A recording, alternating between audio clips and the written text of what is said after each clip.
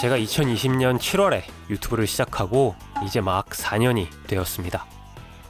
부족한 저를 성원해주신 사랑받는 구독자 여러분들 덕분에 제가 4년 만에 첫 광고를 받게 되었습니다. 그래서 오늘은 집에서 건강한 쌀로 만든 라이스 스낵 더 쌀로 사르르 고소한 새우 맛을 만들어 보겠습니다. 만들어 보려면 먼저 맛을 봐야겠죠. 패키지를 뜯고 접시에 부어보면 외관상 이자카야 같은 데 가면 기본 안주로 주는 새우 과자와 비슷하게 생겼습니다. 맛을 보면 상대적으로 밋밋한 그 기본 새우 과자보다 훨씬 새우의 풍미가 진하고 짭짤하니 감칠맛이 돕니다. 기본 안주 새우 과자는 특유의 질감 때문에 몇 개 먹다 보면 입천장이 다 까지는 경험을 해본 적이 있으실 텐데, 이 사르르라는 이름처럼 입에 넣자마자 사르르 녹기 시작하는 게 입천장이 까질 걱정은 전혀 없었습니다. 이 정도로 고소하고 진한 맛을 내는 새우 과자를 집에서 만들려면 일반 냉동새우로는 안 될 것 같습니다. 그래서 직접 수산시장에 왔습니다. 처음 계획은 이렇게 살아있는 활새우를 사서 새우 과자를 만들려고 했는데 이 킹타이거 새우를 보고 계획을 바꿨습니다. 그렇게 킹타이거 새우를 구매했고요. 이 킹타이거 새우로 새우 과자를 만들어 보겠습니다. 먼저 새우의 머리를 떼고 껍질을 까서 손질을 합니다. 껍질을 다 깠으면 등 쪽에 가위로 칼집을 내서 내장을 꺼내주고요. 새우 크기가 크다 보니까 내장도 어마어마하게 큽니다. 손질이 끝났으면 더 쌀로 사르르 고소한 새우맛처럼 더 깊은 새우의 풍미를 내기 위해서 반죽에 사용할 육수를 뽑아주는데요.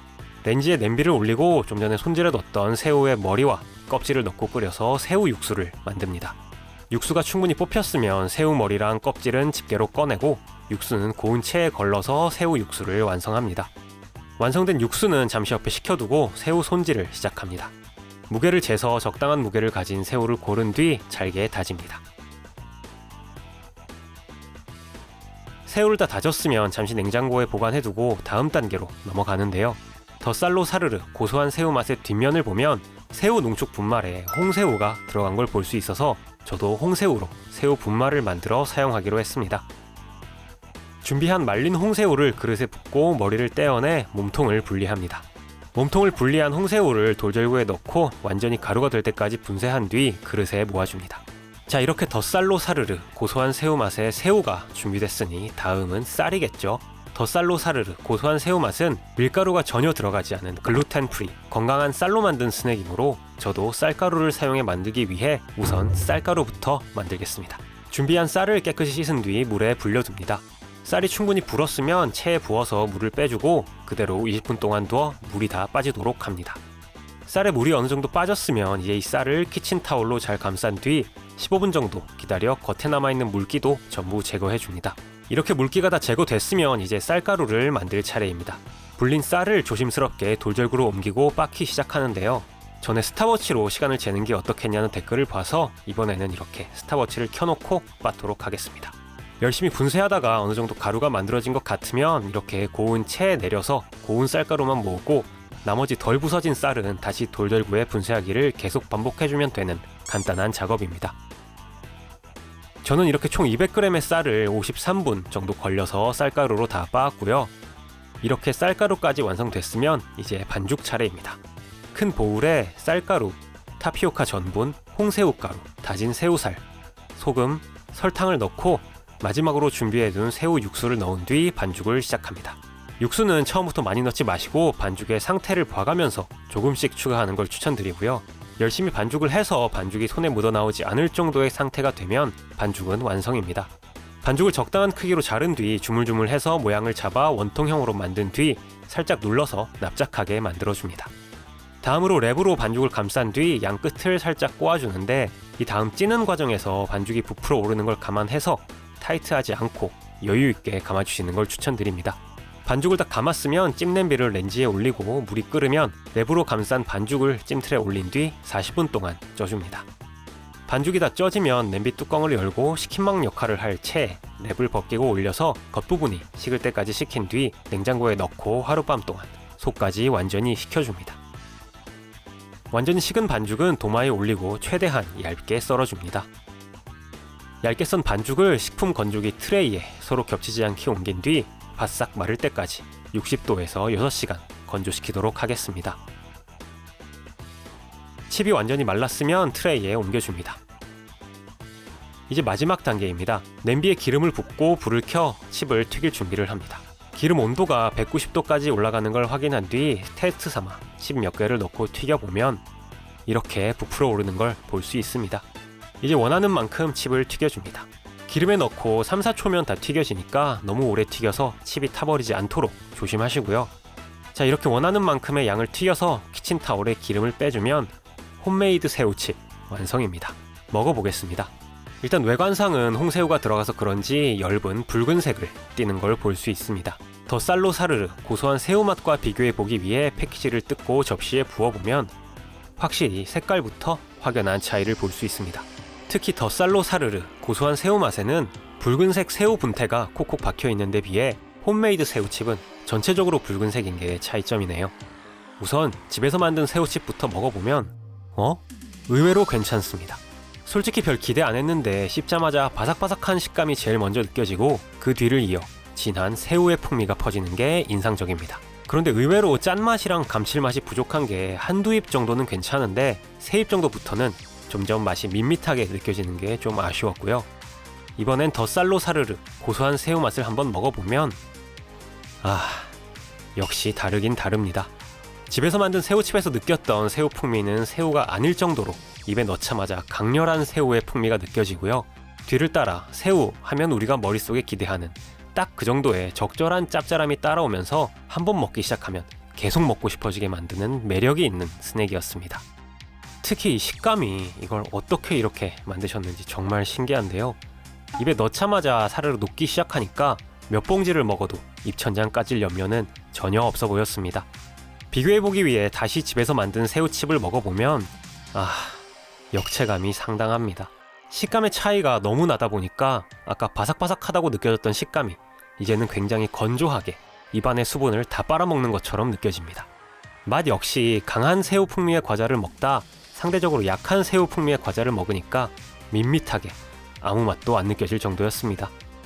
더 쌀로 사르르 고소한 새우맛 표면에 콕콕 박혀있는 리얼 새우 분태가 비결일까요? 역시 대기업의 기술력. 이 새우의 강한 감칠맛과 녹아내리는 식감을 어떻게 한 건지 저 같은 일개 유튜버가 간의 수공업으로 따라잡는 건 불가능했습니다. 이자카야에서 기본 안주로 주는 게 새우칩인 만큼 이렇게 먹다 보니 자연스럽게 술 생각이 나는데 개인적으로는 맥주나 다른 술도 어울렸지만 제일 잘 어울리는 건 역시 하이볼인 것 같았습니다. 그래서 오늘은 제가 평소에 즐겨 마시는 하이볼이랑 더 쌀로 사르르 고소한 새우 맛이랑 잘 어울릴 만한 하이볼을 하나씩 만들어서 마셔보겠습니다. 첫 번째는 시트러스 유자 하이볼. 냉동실에 차갑게 해뒀던 하이볼 잔에 얼음을 가득 채웁니다.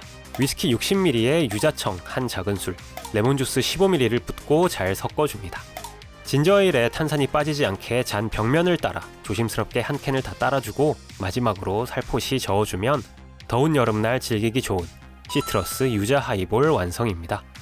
마셔보면 새콤한 유자와 레몬의 맛이 입안을 리셋해줘서 이 고소하고 짭짤한 더 쌀로 사르르 고소한 새우 맛이 당기게 하고, 그래서 더 쌀로 사르르 고소한 새우 맛을 먹으면 또다시 이 시트러스 유자 하이볼이 당기는 이 훌륭한 조화로 거의 무한동력처럼 먹을 수 있게 만들어줍니다.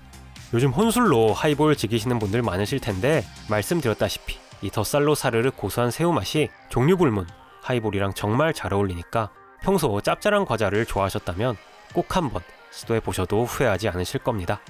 특히 평소 밀가루가 잘 안 맞아서 밀가루로 만든 간식을 안 먹기 위해 노력하시는 분들 계실 텐데 이 더 쌀로 사르르 고소한 새우 맛은 밀가루가 전혀 들어가지 않은 글루텐 프리 스낵으로 밤에 먹어도 부담이 덜한 스낵이니까 더욱 좋고요. 이렇게 금방 하이볼 한 잔을 다 비우면 이번에는 이 더 쌀로 사르르 고소한 새우 맛과 잘 어울릴 만한 특이한 하이볼을 한번 만들어 보겠습니다. 이름하여 스파이시 커리 하이볼. 먼저 커리 시럽을 만들어 줍니다.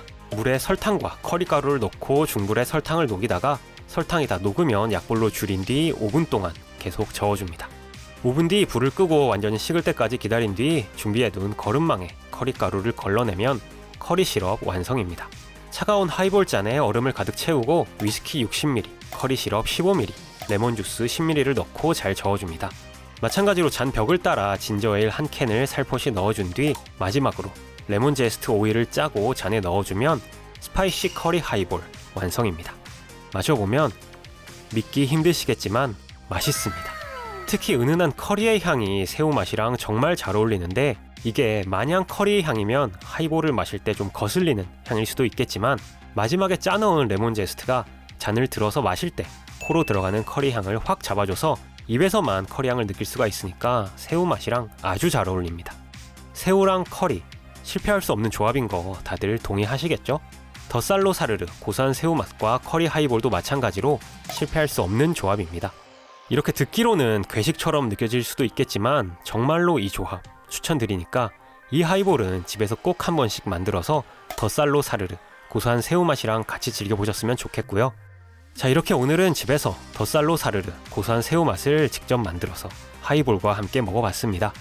더 쌀로 사르르 고소한 새우 맛은 가까운 편의점과 마트에서 지금 바로 찾아볼 수 있습니다. 무덥고 습한 금요일 저녁, 혼술이 생각나셨던 분들은 지금 바로 가까운 편의점에서 글루텐 프리로 부담 없는 더 쌀로 사르르 고소한 새우 맛을 차가운 하이볼과 함께 즐겨보시는 건 어떨까요?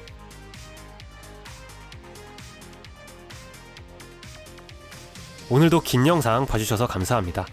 항상 보내주시는 구독자 여러분의 성원에 다시 한번 감사드리면서 오늘 영상이 마음에 드셨다면 구독과 좋아요, 댓글, 알림 설정 하시고 다음 영상도 놓치지 마시기 바랍니다. 저는 다음에 좀 더 재밌는 영상으로 돌아오겠습니다. 감사합니다.